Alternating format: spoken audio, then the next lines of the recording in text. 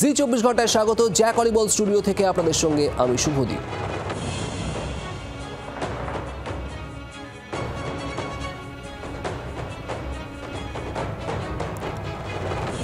আর শুরুতেই আমি যে খবরে চোখ রাখবো, মুর্শিদাবাদে হুমায়ুন কবিরের প্রস্তাবিত বাবরি মসজিদ নিয়ে তুলকালাম রাজ্য রাজনীতি, সেই খবরে চোখ রাখবো আমি সব্যসাচী। আর আমি জানাবো আপনাদেরকে, একদিকে যখন ভোট যুদ্ধ সামনে তার আগে ধর্মযুদ্ধ, একদিকে বাবরি মসজিদের শিলান্যাস আর অন্যদিকে সংহতি দিবস পালন তৃণমূল কংগ্রেসের, কি বার্তা শোনান। আর আমি শুভদীপ আপনাদের জানাবো তৃণমূলের সংহতি দিবসের পাল্টা বিজেপির শৌর্য দিবস, জানাবো ডিটেলে। আর শুরুতে যে খবরে চোখ রাখবো, মুর্শিদাবাদে হুমায়ুন কবিরের প্রস্তাবিত বাবরি মসজিদ নিয়ে তুলকালাম বঙ্গ রাজনীতি। বাবরি মসজিদের শিলান্যাসে হুমায়ুনের চ্যালেঞ্জ, আমি সতর্ক করছি, আমার কেশাগ্র স্পর্শ করে দেখান, বাবরি মসজিদ হবেই। সঙ্গে এটাও তিনি বলেছেন যে মেডিকেল কলেজ হবে, হাসপাতাল হবে। এর মোট বাজেট হুমায়ুন কবির বলেছেন 300 কোটি টাকা, এবং তিনি এটাও বলেছেন দেশের এক শিল্পপতি 80 কোটি টাকা দেবেন। বাবরি মসজিদের ফিতে কেটে এমনটাই হুঙ্কার দিয়েছেন হুমায়ুন কবির। খুব স্বাভাবিক প্রশ্ন উঠছে, ধর্মের নামে ভোটের অঙ্ক কষতেই কি মসজিদ সমীকরণ? অয়ন ঘোষাল রয়েছেন আমাদের সঙ্গে সরাসরি, এই প্রশ্নের উত্তর খুঁজবো অয়নের কাছ থেকে। অয়ন,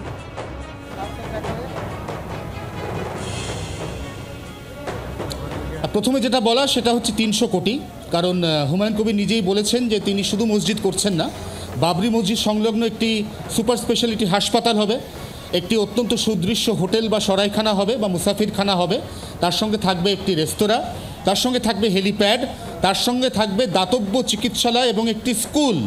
অর্থাৎ তিনি কিন্তু পরোক্ষে কোথাও না কোথাও এই মুর্শিদাবাদ জেলায় তৃণমূল কংগ্রেসের পর্যবেক্ষক ফিরহাদ হাকিম, যেদিন হুমায়ুন কবিরকে দল থেকে আজীবনের জন্য সাসপেন্ড করা হলো, সেদিন প্রশ্ন তুলেছিলেন মসজিদ কেন, স্কুল কেন নয়, হাসপাতাল কেন নয়।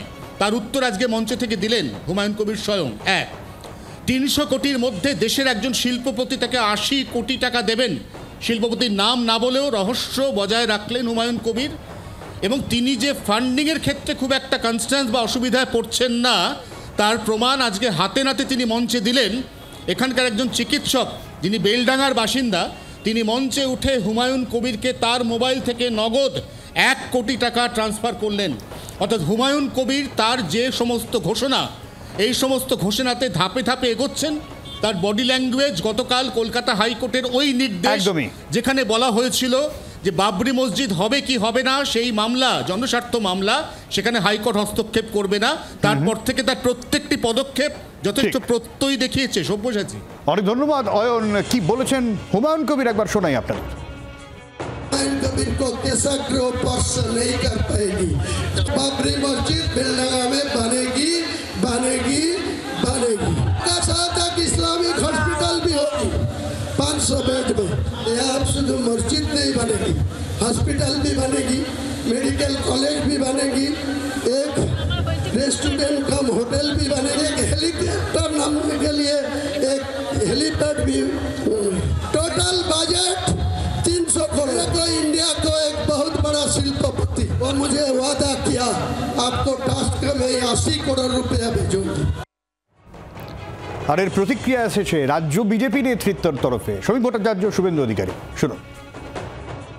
মন্দির মসজিদের লড়াই করে বাবরি মসজিদ তৈরি করে দিয়ে পশ্চিমবঙ্গের জ্বলন্ত সমস্যার থেকে, জনরোষ থেকে তৃণমূল কংগ্রেস মুক্তি পাবে না।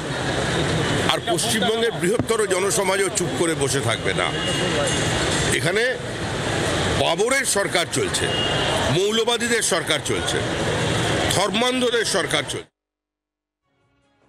সরস্বতী পুজো, দুর্গা পুজো, রামনবমীর মিছিলে কোর্টে যেতে হয় কেন? পুলিশ বাধা দেয় কেন? আজকে অনুমতি আছে? বেলডাঙ্গাতে যেটা হচ্ছে, উগ্র মৌলবাদীদের যে হুঙ্কার, কোন অনুমোদনের কাগজ দেখাতে পারবেন আপনি?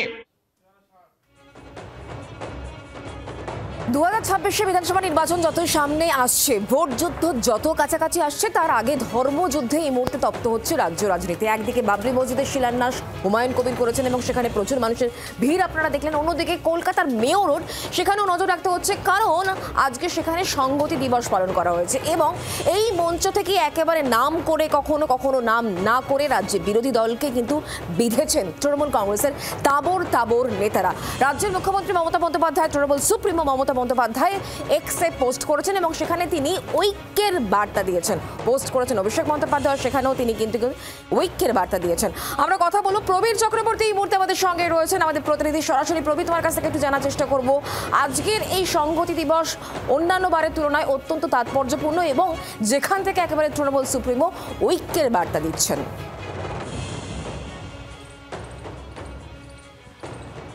দেখো শুক্লা, প্রতি বছরই তৃণমূল কংগ্রেস এই দিনটাতে, এই গান্ধী মূর্তিতে সংহতি দিবস পালন করে, কিন্তু একদিকে এসআইআর আবহে, অন্যদিকে মুর্শিদাবাদে তোমার মসজিদ তৈরি। তার আগে একজন তৃণমূল বিধায়ক যিনি ওখানে তৈরি করতে যাচ্ছেন হুমায়ুন কবির, তাকে সাসপেন্ড করেছে তৃণমূল কংগ্রেস, করে পরিষ্কার বলেছে যে দল ধর্মনিরপেক্ষতায় বিশ্বাস করে। এই অবস্থায় দাঁড়িয়ে সংহতি দিবসের সভা কিন্তু অত্যন্ত গুরুত্বপূর্ণ ছিল বর্তমান আবহে। তা সংহতি দিবস শুরুর আগেই দেখা গেল মমতা বন্দ্যোপাধ্যায় তিনি সোশ্যাল মাধ্যমে পোস্ট করলেন, করে পরিষ্কার বলেছেন যে এই রাজ্যে সমস্ত মানুষ একসঙ্গে থাকেন, একসঙ্গে থাকবেন, সাম্প্রদায়িকতা নষ্ট এই রাজ্যে করতে দেওয়া হবে না। পাশাপাশি যারা সাম্প্রদায়িকতাকে নিয়ে আগুন ধরানোর চেষ্টা করছে তাদের বিরুদ্ধে লড়াই জারি থাকবে বলে জানিয়েছেন তৃণমূল নেত্রী মমতা বন্দ্যোপাধ্যায়। স্বাভাবিকভাবেই সংহতি দিবস কেন, কিসের জন্য, সেই বার্তা কিন্তু মমতা বন্দ্যোপাধ্যায় তার পোস্টের মাধ্যমে পরিষ্কার করে দিয়েছেন। এবং মঞ্চ থেকে দেখলাম আমরা ববি হাকিম, তারা কিন্তু তোপ দাগলেন কার্যত নাম না করে হুমায়ুন কবিরের বিরুদ্ধে, যে নতুন করে আবার মসজিদ মন্দিরের উস্কানি শুরু হয়েছে, মন্দির মসজিদের রাজনীতি শুরু হয়েছে। কিন্তু তৃণমূল কংগ্রেস মন্দির মসজিদের রাজনীতি করবে না, মানুষের কাজ করে যাবে মমতা বন্দ্যোপাধ্যায় নির্দেশে। ধর্মের নামে কোনো রকম বিভেদ চলবে না, স্পষ্ট বার্তা আজকে দেওয়া হয়েছে। প্রবীর, তোমাকে ধন্যবাদ আমাদের সঙ্গে সরাসরি থাকার জন্য। আজকের এই মঞ্চ থেকে কি কি বার্তা এলো শোনাবো। একসাথে সব সম্প্রদায়, সব ধর্ম, সব শ্রেণী সবাই একসঙ্গে থাকবে। যদি আমরা সেই সংবিধানকেই আক্রমণ করি, সেই সংবিধানের মূল মন্ত্রটাই আমরা নস্যাৎ করে দিতে চাই বিভাজনের মধ্য দিয়ে, তাহলে আমরা সংবিধানকে অসম্মান করছি। ধর্মনিরপেক্ষতার আদর্শ আমাদের পরের প্রজন্মের মধ্যে ইনজেক্ট করা যায়, তারা যাতে এই আদর্শ নিয়ে আগামী দিনে তৃণমূল কংগ্রেসের ঝান্ডা নিয়ে এগিয়ে নিয়ে বলে, আমি হিন্দু না মুসলমান, আমি তার থেকে বড়, আমি মানুষ এবং মানুষের অধিকারের জন্যেই আমার লড়াই। যে লড়াই আমাদের শিখিয়েছেন আমাদের প্রিয় নেত্রী মমতা বন্দ্যোপাধ্যায়, সেই লড়াইয়ে এগিয়ে যাবে নতুন প্রজন্ম। সেইটার জন্যেই আজকে সংহতি দিবসে আমরা একসাথে মিলে, সবাই মিলে এসে এটা উদযাপন করছি। তৃণমূলের এই সংহতি দিবসের পাল্টা শুভেন্দুর শৌর্য দিবস। কলকাতায় পদযাত্রায় বিজেপি নেতারা, হাইকোর্টের অনুমতি আর সেই অনুমতি নিয়েই এই পদযাত্রা। স্বামী বিবেকানন্দের বাড়ি থেকে শ্যামবাজার পর্যন্ত মিছিল বিজেপির শৌর্য দিবস পালন। শ্রেয়সী গঙ্গোপাধ্যায় আমাদের প্রতিনিধি রয়েছেন আমাদের সঙ্গে। শ্রেয়সী, সংহতি দিবসের পাল্টা এবার শৌর্য দিবস বিজেপির, আর সেখান থেকে কি বার্তা বিজেপি নেতৃত্বের?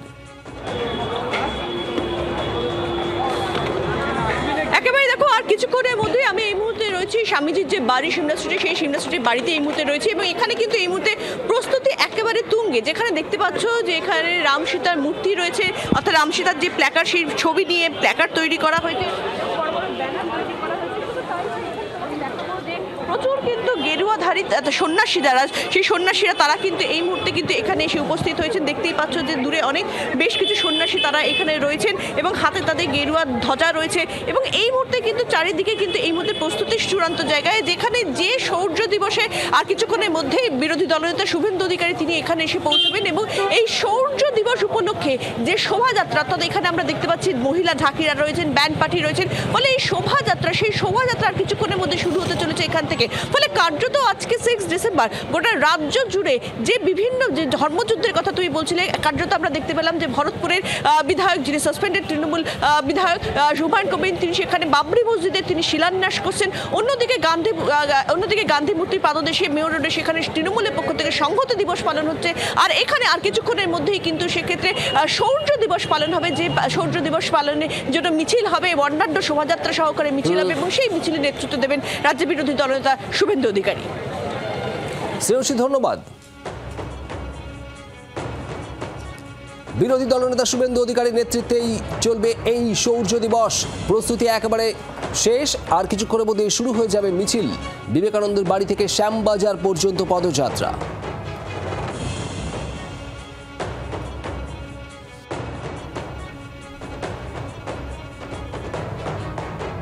26শে ভোটের আগে ফের বাংলায় রক্তারক্তি। নানুরে পার্টি অফিস থেকে বাড়ি যাওয়ার পথে খুন। তৃণমূলের বুথ সভাপতিকে মাথায় শাবল দিয়ে মেরে খুন করা হয়, এমনটাই অভিযোগ। নানুরের তুপসরা অঞ্চলের পাতিছাড়া গ্রামে তুমুল উত্তেজনা। আরও 4 জন গুরুতরভাবে জখম হয়েছেন। গ্রামে বিশাল পুলিশ বাহিনী। এর আগেও আমরা দেখেছি বীরভূমে রক্তারক্তির ঘটনা ঘটেছে এবং গোষ্ঠীদ্বন্দ্বের অভিযোগ উঠেছে, যদি এখনো পর্যন্ত এই নিয়ে যথেষ্ট গ্রামে উত্তেজনা রয়েছে। থুপসারা অঞ্চলের পাতিছাড়া গ্রাম, সেখানে যিনি খুন হয়েছেন তৃণমূলের বুথ সভাপতি, তাকে মাথায় শাবল মেরে খুন করা হয়, এমনটাই অভিযোগ সামনে এসেছে।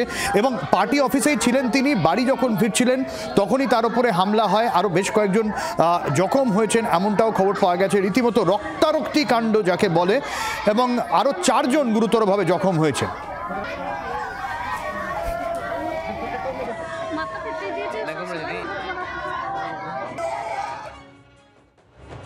আমি যে বাবাকে বাঁচাতে গিয়েছি, আমাকে এরকম মানে নৃশংসভাবে বিরাট ব্যাপার, আমাকে অজ্ঞান করে দিয়েছিল মোটামুটি আধা ঘন্টা। আমি উঠতেই পারি, শেষ ছিল না আমার। আমি দেখছি আমার বাবা মারা গিয়েছে, তবু 10-15 জন মারছে। রাজু মেটে, সুজিত মেটে, ওই বিজয় মেটে, ওই কার্তিক মেটে, এগুলো সব মারামারি করছে। আমাদের যে ব্লক সভাপতি, তার বাড়ির দূরে গিয়ে মারামারি একদম লিগে মারছে। পার্টি তো একটাই দাদা, তৃণমূল পার্টি। তো এইভাবে যে মানুষকে নৃশংসভাবে ওরা মারতে পারে, ওদের সাথে কাজ করি নেই বলে। আমরা কাজল দল করি, আর ওটা কেষ্ট দলের লোক, ঠিক আছে। এরকম কদিন ধরে মার করছিল, কালকে পেয়েছে, মেরে দিয়েছে। আমরা এসে দেখছি একদম 4 জনা, একজনা বডি পড়ে গেছে, আর 4 জনা মানে মাথা ফাটানো, পা কাটা, 4 জনা আহত। রামদা, টাঙ্গি আর ওই শাবল এইসব ছিল। ওরা কেস্টের লোক, আমরা কাজে লোক। আমাদের প্রতিনিধি প্রসেনজিৎ রয়েছেন আমার সঙ্গে টেলিফোনে। প্রসেনজিৎ, আবারও সেই গোষ্ঠীদ্বন্দ্বের অভিযোগ।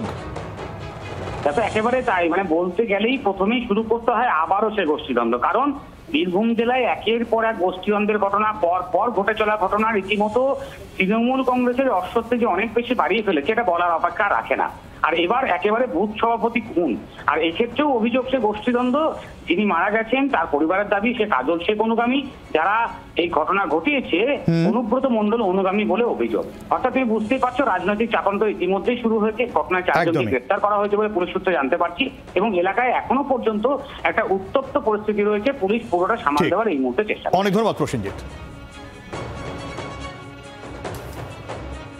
আর এবার যেদিকে নজর রাখতে হচ্ছে, আজকের দিনটা যেমন মেগা স্যাটারডে, একাধিক রাজনৈতিক কর্মকাণ্ড হয়ে গিয়েছে, বেশ কিছু বাকি রয়েছে, সেদিকে যেমন নজর থাকবে আগামীকালের দিকেও। কারণ আগামীকাল লক্ষ লক্ষ, অর্থাৎ 5 লক্ষ কণ্ঠে গীতা পাঠ হতে চলেছে। 2024-এর লোকসভা নির্বাচনের আগে লক্ষ কণ্ঠে গীতা পাঠ আমরা দেখেছি। আগামীকাল আমরা দেখতে চলেছি 5 লক্ষ কণ্ঠে গীতা পাঠ, এবং ব্রিগেডে তার তোড়জোড় ইতিমধ্যে শুরু হয়ে গিয়েছে। এবং পুরো আয়োজন খতিয়ে দেখছেন কার্তিক মহারাজ স্বয়ং। আগামীকাল রাজ্যপাল সিভি আনন্দ বোস তিনি উপস্থিত থাকতে পারেন। মূল 3টি মঞ্চ করা হয়েছে এবং সকলের জন্য আলাদা আলাদা বসার আসন ব্যবস্থা রাখা হয়েছে। তার আগে এই মুহূর্তে কি প্রস্তুতি চলছে, কি এই মুহূর্তে আয়োজন চলছে, সবটা নিয়ে আমাদেরকে আরো জানাবেন, আপডেট দেবেন আমাদের সঙ্গে রক্তিমা দাস রয়েছেন, আমাদের প্রতিনিধি সরাসরি। রক্তিমা,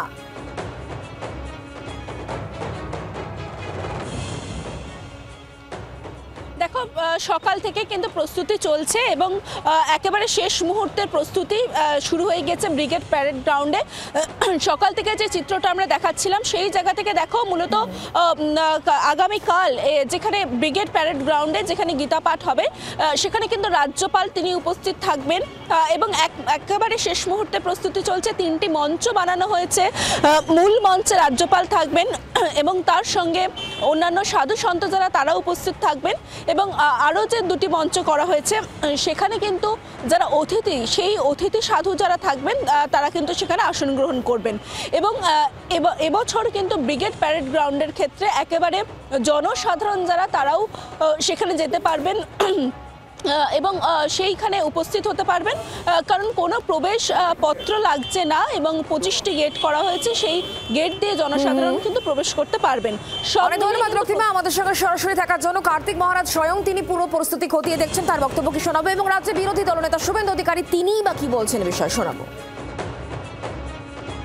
প্রস্তুতি একদম এখনো সামান্য একটু বাকি আছে, খালি মঞ্চগুলো সাজানো, চেয়ার সাজানো, বাকি সব হয়ে গেছে। গেট আমাদের তৈরি হয়ে গেছে। 1, 2, 3 একটা মঞ্চে থাকবে সাধু সন্ন্যাসীরা, একটা মঞ্চে থাকবে গানের লোক, আর একটা মঞ্চে আমাদের প্রধান অতিথি যারা আসবেন তারা থাকবে। রাজ্যপাল আসছেন। মন্ত্রীকে আমন্ত্রণ জানানো হয়েছিল, কোনো রেসপন্স পেলেন? এখনো পর্যন্ত রেসপন্স পাইনি, হয়তো ওনার অফিস থেকে জানাবেন হয়তো, আশা করি। তবে জানিয়েছি সব রকম সাহায্য উনি করছেন, কারণ মৌনং সম্মতি লক্ষণম, প্রশাসন অ্যালার্ট হয়েছে, তার হাতেই প্রশাসন, অসুবিধা কিছু নেই। যিনি বলেন হিন্দু ধর্ম গন্ধা ধর্ম, যিনি বলেন মহাকুম্ভ নয় মৃত্যু কুম্ভ, যিনি 22শে জানুয়ারি 2024 একমাত্র মুখ্যমন্ত্রী রাম মন্দিরের বিরুদ্ধে মিছিল করেছিলেন, তিনি গীতা পাঠে যাবেন কেন? তিনি পিতৃপক্ষে দুর্গাপূজা উদ্বোধন করেন হিজাব মাথায় দিয়ে, তিনি যাবেন কেন? সিপিএম এর তো ঘোষিত অবস্থান, তারা তো নিজেদেরকে নাস্তিক বলে, ধর্ম মানে না। তৃণমূলের যারা নিজেকে হিন্দু পরিচয় দেন, তারা তাদের সরকার, তাদের মুখ্যমন্ত্রীর আচরণটা দেখুন। হাসপাতাল থেকে ছাড়া পেয়েছেন সোনালী বিবি, শেষ পর্যন্ত নিজের বাড়িতে ফিরেছেন তিনি। এর আগে দীর্ঘ টানাপোড়েনের জেরে অসুস্থ হয়ে পড়েন সোনালী, তাকে মালদহে হাসপাতালে ভর্তি করানো হয়, সেখানে চিকিৎসা হয় তার, আর এরপর অবশেষে মুক্তি। এদিকে সোনালীর মুক্তির খবরে খুশি তৃণমূলের সর্বভারতীয় সাধারণ সম্পাদক অভিষেক বন্দ্যোপাধ্যায়। ঘনিষ্ঠ মহলে তিনি জানিয়েছেন সোনালী ঘরে ফেরায় তিনি খুশি। একে দিল্লির জমিদারদের বিরুদ্ধে বাংলার জয় হিসেবে অভিহিত করেছেন অভিষেক। দ্রুত সোনালী এবং তার পরিবারের সঙ্গে দেখা করতে চান তৃণমূলের সর্বভারতীয় সাধারণ সম্পাদক।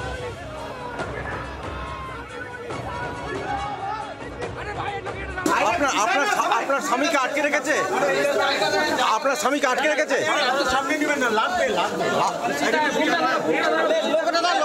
আপনার স্বামীকে আটকে রেখেছে কেন? কেন আপনি কি চাইছেন? কেমন আছেন এখন?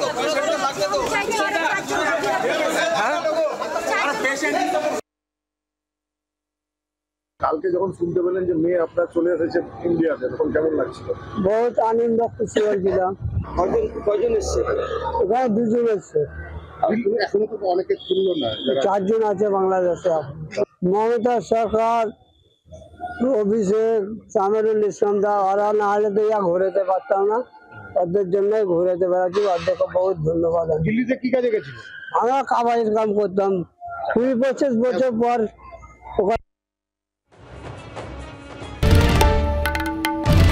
বাংলার আওয়াজ, বাঙালির আবেগ, জি 24 ঘন্টা।